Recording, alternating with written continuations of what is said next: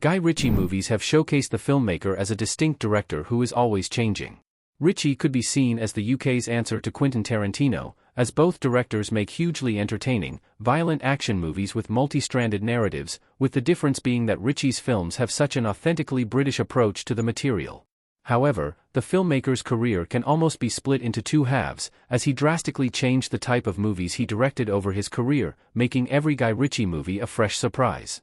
Ritchie burst onto the scene with an original take on the crime genre, offering his unique sense of humor and frantic storytelling.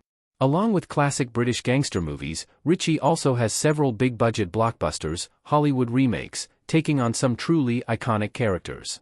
While there have been some significant missteps in his career, the Guy Ritchie movies showcase the versatility of the stories he can tell. 15. Swept Away, 2002. Guy Ritchie's collaboration with Madonna was a critical and commercial flop. Madonna talking to Adriano Gianni on the beach at night in Swept Away.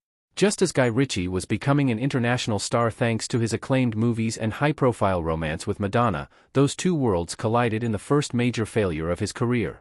Swept Away was Ritchie's Hollywood remake of the 1974 Italian comedy. It starred Madonna as a stuck-up socialite who finds herself stranded on an island with a sailor who is in no mood for her entitled personality. Ritchie's movies have a lot of who, but he seems ill-equipped to deal with the satirical and screwball approach of this movie's tone. It ended up being rewarded 5 Razzie Awards, including Worst Picture and Worst Director. The film has a 28% score on Rotten Tomatoes and barely grossed over $1 million at the box office. 14. Revolver, 2005. Revolver seems like quintessential Guy Ritchie, but it didn't pan out. Jason Statham with his fingers to his head in Revolver. Following the failure of Swept Away, Guy Ritchie reteamed with Jason Statham for another British gangster movie. However, those thinking Revolver would be like Snatch were surprised by this nearly incomprehensible crime story. Statham plays a gambler on a mission of revenge that takes him on an unexpected journey. It is clear that Ritchie has something to say with this philosophical story, but it is hard for anyone not sharing a brain with him to figure it out. As such, there's very little for the audience to actually hold on to, and the movie comes across as dull. 13. Opération Fortune, Ruse de Guerre, 2023. Operation Fortune is an underwhelming spy flick.